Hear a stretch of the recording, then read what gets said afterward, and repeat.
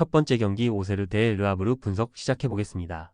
오세르는 5-4-1 포메이션을 기반으로 수비 안정성과 박스 안응 집도를 극대화하는 전술을 운영하는 팀이다. 시나요코는 빠른 속도와 침투 타이밍에서 위협적인 움직임을 보이며 오나이우는 제공권과 연계 플레이를 통해 박스 앞에서 수비를 끌어내는 데 강점을 보인다. 페랑은 중원에서 전개 템포를 조절하며 전방과 후방을 연결하는 중요한 허리 역할을 맡고 있다. 부아이-키알라, 트라오레, 다노이스의 부상 공백은 있지만 수비진의 기본적인 라인 유지와 하프 스페이스 커버 능력은 여전히 견고하게 작동하고 있다. 홈에서는 박스 앞 밀집도와 라인 간격이 더욱 조밀하게 유지되며 상대의 패스 루트를 틀어막는 전술적 효율이 높아지는 흐름이 반복된다. 르하브르는 4-2-3-1 포메이션을 통해 점유율 확보와 하프라인이 전개를 시도하지만 속도 조절과 세컨드볼 연계에서 불안정한 구조를 드러내고 있다. 코카는 박스 근처에서의 마무리 시도에는 강하지만 전개 흐름에 따라 고립되는 장면이 자주 발생하며 수마레와 카지미르는 전진성이 강하나 수비 전환 기동력이 부족하다. 호우스니의 부상으로 인해 박스 앞 결정력과 연계 패턴에서 전술적 단조로움이 발생하고 있으며 측면 전개가 반복될 경우 패턴이 쉽게 읽히는 단점도 드러나고 있다. 특히 원정 경기에서는 수비 간격 조절 실패와 중원 압박, 회피 능력 부족으로 인해 실점 위기를 자주 허용하는 상황이다. 오세르는 홈에서 수비 응집력과 압박 타이밍이 안정적으로 작동하며 상대의 전개 흐름을 효과적으로 끊는 구조를 보여주고 있다. 르하브르는 점유율은 가져가지만 속도와 전개 효율이 떨어지며 결정력 측면에서도 부상 공백의 영향을 받고 있다. 이번 경기는 수비 전환 속도와 전방 압박 완성도에서 오세르가 우세한 흐름이다. 두 번째 경기 브레스트와 대 몽펠리에 분석 시작해보겠습니다. 브레스트는 4-2-3-1 포메이션을 기반으로 빠른 전환과 높은 점유율을 유지하며 박스 근처에서의 완성도를 끌어올리는 팀이다. 아조르크는 제공권과 전방 압박에서 강한 존재감을 보이며 박스 안에서의 위치 선정과 연계에서도 중심 역할을 수행한다. 마티아스 페레이라, 라게는 세컨드라인 침투와 패스 전개에서 유연성을 보여주며 시마는 측면에서의 속도와 드리블 돌파로 상대 수비를 흔들 수 있는 자원이다.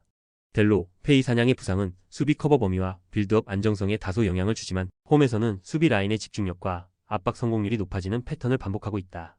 전반적으로 브레스트는 측면과 중앙을 유기적으로 활용하며 파이널 서드에서의 완성도를 높이는 흐름을 유지하고 있다. 몽펠리에는 5-4-1 포메이션을 활용해 수비 숫자를 확보하고 좌우 간격을 유지하려는 안정형 전술을 구사하고 있다. 은디아에는 박스 근처에서의 연계와 마무리를 맡고 있지만 전개 속도가 느려 고립되는 장면이 잦다. 파야드와 카즈리는 측면에서 전진 전개를 시도하지만 세컨드볼 지원이 부족하며 볼 운반 과정이 단조롭다. 브루고, 실라, 아마비의 부상은 수비진 깊이와 측면 커버에 타격을 주고 있으며 복귀 속도와 하프 스페이스 차단에서 반복적인 불안 요소를 드러낸다. 특히 원정 경기에서는 수비 간격 유지에 어려움을 보이고 있고 전방 압박 실패 시 박스 앞 공간을 내주는 패턴이 반복되고 있다. 브레스트는 홈에서 압박과 침투 타이밍의 완성도가 높으며 부상 공백에도 불구하고 전체적인 응집력을 잘 유지하고 있다.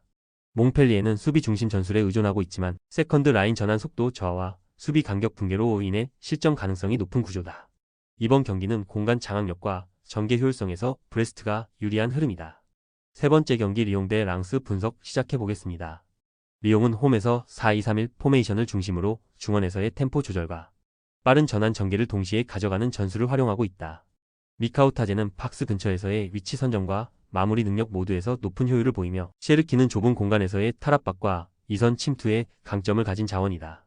포파나는 중원에서 수비적 커버와 공격 전환 시 템포를 주도하는 전술적 축으로 리옹의 빌드업 균형을 잡아주는 역할을 맡고 있다. 라카제트의 징계 결장은 아쉽지만 홈에서의 전개 속도와 박스 근처 움직임은 라인 간 응집력을 통해 안정적으로 유지되고 있다. 루아마의 부상도 영향은 있으나 전체적으로 라인 간격 유지와 하프 스페이스 커버가 잘 이루어지고 있으며 홈에서는 점유율 기반 공격과 수비 전환의 완성도가 높아지는 흐름이 반복되고 있다. 랑스는 3-4-3 포메이션을 활용해 넓은 측면과 전방 압박으로 주도권을 잡으려 하지만 수비 전환 속도와 중원 커버 범위에서 불안한 흐름이 반복되고 있다. 코야리프와 자루리는 박스 외곽에서의 돌파와 전진 전개 능력은 뛰어나지만 중앙과의 연계가 끊기면 단독 전개에 그치는 장면이 자주 발생한다. 디우프는 전진성이 강하지만 압박을 받을 경우 볼 간수 능력이 흔들리는 약점을 보이며 하프라인 위에서의 간격 유지에도 어려움을 겪고 있다. 소토카의 징계 결장과 라보마이너스 라스카리, 차베스의 부상은 전방 결정력과 박스 안 마무리 구조에 직접적인 타격을 주고 있으며 수비진의 복귀 타이밍도 무너지기 쉬운 구조다. 원정 경기에서는 파이널 서드 진입 이후 마무리 효율이 낮고 수비 간격이 벌어지는 구간에서 실점 가능성이 반복적으로 높아지고 있다. 리옹은 홈에서 중원 응집도, 전환 속도, 전방 마무리까지 전술적 밸런스를 잘 유지하고 있으며 징계와 부상 이탈을 최소화하고 있다. 랑스는 수비 커버 범위 약화와 전방 공백으로 인해 중원과 박스 앞에서 응집력을 잃고 있으며 구조적으로 흔들릴 가능성이 높다. 전술 완성도와 경기 흐름에서 리옹의 승리가 유력하다. 네 번째 경기 첼시 대 리버풀 분석 시작해 보겠습니다. 첼시는 4-2-3-1 포메이션을 기반으로 잭슨과 마두에케를 중심으로 한 역동적인 측면 전개를 시도하고 있다. 페드로 네투가 이선에서 날카로운 패스를 공급하며 박스 근처 연계를 이끌고 있지만 무드리크의 징계 결장과 은쿤쿠, 포파나 등이 부상은 공격 조합의 유연성을 크게 떨어뜨리는 요소다. 더욱이 유르고르덴과의 컨퍼런스 리그 원정 경기 직후여서 선수단 체력 회복이 완전히 이루어지지 않은 상태다. 수비 라인 간격 유지가 느슨해지고 중원에서의 압박 강도 역시 후반으로 갈수록 급격히 낮아지는 경향이 반복되고 있다. 리버풀 역시 4-2-3-1 포메이션을 사용하는 팀으로 디아즈와 살라가 측면에서 박스 안 침투와 넓은 전개를 동시에 수행한다.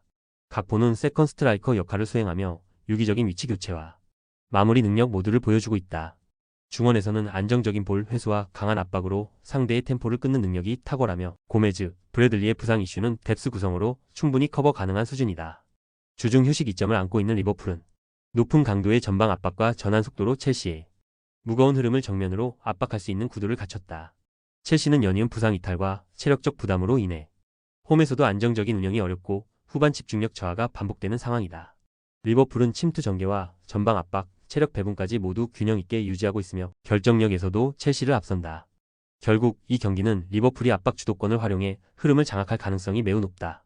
다섯 번째 경기 프라이부르크 대 레버쿠젠 분석 시작해 보겠습니다.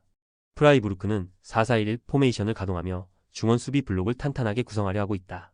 아다무가 최전방에서 수비 가담을 병행하고 있으며 흘러와 에게슈타인이 중원 압박을 지원하고 있다. 하지만 오그부스와 체레가 부상으로 이탈하면서 미드필드 라인의 압박 강도와 전방 전개 모두 약화된 상황이다. 특히 측면 수비 커버 범위가 좁아진 문제로 인해 빠른 침투 플레이 대응에 어려움을 겪고 있다. 레버쿠젠은 4-4-1 포메이션을 바탕으로 중앙 빌드업과 측면 침투를 적극적으로 활용하는 스타일이다. 중앙에서는 안드리가 빌드업의 시작점을 책임지고 있으며 그의 패스를 이어받은 부엔디아가 강력한 페네트레이션 플레이를 통해 상대 수비진을 압박하고 있다. 부엔디아에게 수비가 몰리는 동안 비르츠와 시크가 노마크 찬스를 노리는 구조가 자연스럽게 형성되고 있다.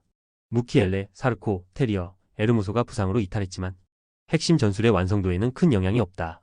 레버쿠젠은 안드리를 중심으로 빌드업을 전개하고 부엔디아를 활용해 상대 수비를 무너뜨릴 전망이다. 프라이부르크는 측면, 커버와 전방 압박 모두 불안정한 흐름을 보이고 있어 주도권을 가져가기 어려운 상황이다. 전체적으로 레버쿠젠이 전반적인 흐름을 압도할 가능성이 높은 매치다. 여섯 번째 경기 AS 로마 대 피오렌티나 분석 시작해 보겠습니다. AS 로마는 3-5-2 포메이션을 기반으로 중원 장악과 빠른 측면 확장을 통해 경기를 풀어나가는 팀이다. 쇼무로도프와 도브비크의 투톱 조합은 활동 반경이 넓고 펠레그리니가 중원에서 템포 조절과 전진 패스를 조율해주고 있다. 넬손이 부상으로 이탈했지만 대체 자원의 기동력과 커버 범위가 좋아 경기력에는 큰 영향을 주지 않고 있다. 특히 홈 경기에서는 초반부터 강한 압박과 빠른 전개로 상대 수비 라인을 흔드는 능력이 탁월하며 세트피스 상황에서의 집중력과 제공권 활용도도 강점으로 작용하고 있다. 피오렌티나는 동일한 3-5-2 포메이션을 사용하고 있지만 최근 컨퍼런스 리그 일정으로 인해 선수단의 체력 소모가 극심한 상황이다.